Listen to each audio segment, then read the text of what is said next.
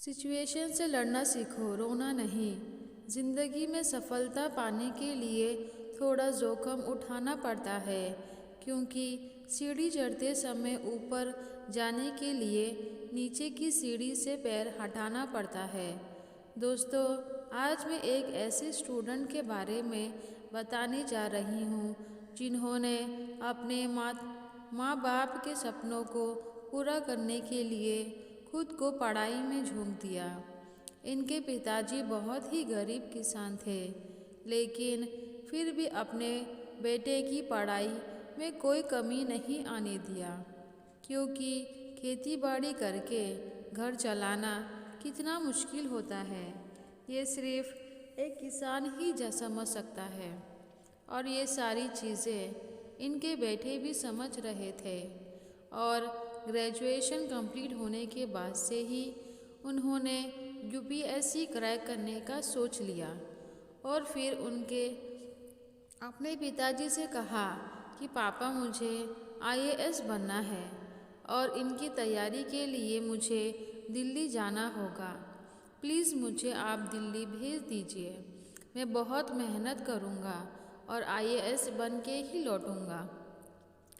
तो इनके पिताजी ने थोड़ा सा भी नहीं सोचा कि दिल्ली का खर्चा मैं कैसे मैनेज करूँगा। उन्होंने अपने बेटे पर भरोसा करके तुरंत ही दिल्ली भेजने की तैयारी शुरू कर दी। और फिर ये लड़का अपने पिताजी के भरोसे और उम्मीद पर खरा उतरने के लिए पूरी जी जान लगाकर मेहनत करने लगता है। इसकी तैयारी बहुत अच्छी चल रही थी, लेकिन इसका प्री एग्ज़ाम से 1.5 महीने पहले ही लास्ट ईयर यूपीएससी का रिज़ल्ट आता है। और इसी रिज़ल्ट में इसका एक दोस्त जो इससे भी बहुत ज़्यादा पढ़ाई करता था, वो 1-2 बार मींस एग्ज़ाम भी दे चुका था, लेकिन इस बार उसका प्री एग्ज़ाम भी क्वालिफाई नहीं हुआ। तो ये लड़का अपने फ्रेंड से के रिज़ल्ट को देखकर बहुत ही घबरा गया और ये सोचने लगा कि जब मेरा दोस्त जो मुझसे भी ज़्यादा मेहनत करता है उसका रिज़ल्ट अच्छा नहीं हुआ, तो मेरा कैसे होगा। इसे अब कुछ भी समझ में नहीं आने लगा था कि आखिर मैं कैसे तैयारी करूं। लेकिन फिर ये लड़का खुद को संभाला और अपने कंटेंट पर भरोसा करके इसने अपनी तैयारी को शुरू कर दिया और पहले से दुगनी मेहनत करने लगा। और इसका नतीजा ये हुआ कि उसने अपने पहले ही प्रयास में प्रीलिम्स एग्ज़ाम को क्वालिफाई कर लिया। और प्री एग्ज़ाम क्वालिफाई करने के बाद इसका कॉन्फिडेंट लेवल बहुत ही हाई हो गया और ये लड़का यूपीएससी मींस के समुंदर में कूद गया। सब कुछ अच्छा ही चल रहा था, लेकिन वो कहते हैं ना कि जब किसी स्टूडेंट के लाइफ में संघर्ष आना शुरू होता है तो वो इतना ज़्यादा आने लगता है कि स्टूडेंट को रुला कर रख देता है। मींस एग्ज़ाम में केवल 28 दिन बचे थे, तभी इसे डेंगू हो जाता है। और यही वो मोमेंट होता है जिसमें स्टूडेंट अपनी तैयारी को नेक्स्ट लेवल में लेकर जाते हैं। और इसी समय इसे डेंगू हो गया, लेकिन फिर भी इसने अपने पिताजी को नहीं बताया ताकि पिताजी इसे घर ना बुला ले। इसने अपने पिताजी को ना बताते हुए अपने आर्मी भाई को बताया, जो आर्मी में जॉब करते थे, और कहा कि भैया, मुझे डेंगू हो गया है, लेकिन भैया आप इस बारे में पिताजी को कुछ मत बताना। लेकिन भाई का प्यार इतना ज़्यादा था कि इससे रहा नहीं गया और इसने पिताजी को बता दिया कि भैया को डेंगू हो गया है।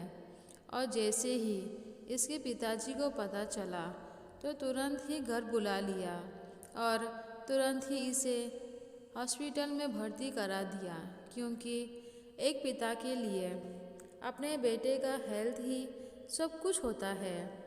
लेकिन ये लड़का बिल्कुल टूट गया था और वही हॉस्पिटल में रोने लगा और अपने पिताजी से कहने लगा कि पापा, ये सब मेरे साथ क्यों हो रहा है? अब मैं कैसे तैयारी करूँगा? मुझे कुछ भी समझ में नहीं आ रहा है। मैंने बहुत मेहनत की थी और जब समय आया कि अपने आप को तैयार करूँ यूपीएससी मीन्स के लिए, तो उसी समय मुझे डेंगू हो गया और मैं हॉस्पिटल में हूँ। अब इनके पिताजी ने एक बात बोला कि बेटा, ये वो मोमेंट है जिसे तुम या तो रोकर बर्बाद कर सकते हो या फिर इस सिचुएशन से लड़कर खुद एक इतिहास लिख सकते हो। इस बात को सुनने के बाद इस लड़के के अंदर इतना हिम्मत आ गया कि इसने हॉस्पिटल में ही तैयारी करने की सोच ली और इसने तुरंत ही नर्स से कहा कि प्लीज़ आपको जितना भी इंजेक्शन लगाना है वो मेरे लेफ़्ट हैंड में लगाइएगा। राइट हैंड को सेफ रखिए ताकि मैं अपने राइट हैंड के थ्रू यूपीएससी मीन्स एग्ज़ाम से लड़ सकूं। नर्स ने भी इसका जुनून को देखकर इसने वैसे ही किया जैसने इसने कहा था। लेकिन जब डॉक्टर साहब आए तो उन्होंने देखा कि इसका एक हाथ में पानी चढ़ रहा है और दूसरे हाथ से ये पढ़ाई कर रहा है। तो डॉक्टर साहब बोले कि बेटा देखो, अपने लाइफ के साथ खिलवाड़ मत करो। एग्ज़ाम तो हर साल आते रहेंगे, लेकिन ये जीवन अगर एक बार चला गया तो दोबारा नहीं आएगा। तो फिर ये लड़का डॉक्टर साहब को जवाब दिया और कहा, डॉक्टर साहब देखिए, आप एक डॉक्टर हैं, आपका काम है मुझे ठीक करना और मैं एक स्टूडेंट हूँ तो मेरा काम है पढ़ाई करना। तो प्लीज़ आप अपना काम कीजिए और मैं अपना काम कर रहा हूँ, क्योंकि यूपीएससी मीन्स की तैयारी करने में कितनी रातें कुर्बान करनी पड़ी है ये सिर्फ एक स्टूडेंट ही समझ सकता है। और ये लड़का अपनी मेहनत को व्यर्थ नहीं जाने देना चाहता था, इसीलिए उसने हॉस्पिटल में ही तैयारी करना शुरू कर दिया। इसने 14 दिन लगातार हॉस्पिटल में ही तैयारी की और उसके बाद फिर से दिल्ली अपने रूम में चला गया और रूम में जाने के बाद बहुत ही रोने लगा और अपने दोस्तों से कहने लगा कि भाई, अब मेरे पास केवल 14 दिन ही बचे हैं। हॉस्पिटल में पढ़ाई तो किया लेकिन रूम के जैसा पढ़ाई नहीं हो पाया। तब इसके दोस्तों ने भी यही कहा कि देखो, तुम्हारे पास 2 ही ऑप्शन है, या तो तुम रो या फिर इस 14 दिन अपनी तैयारी में लगाओ। फिर इसके अगले दिन ही बहुत ही उदास होकर अपने शिक्षक से मिलने गया और वहाँ जाकर बहुत ही उदास होकर बैठा।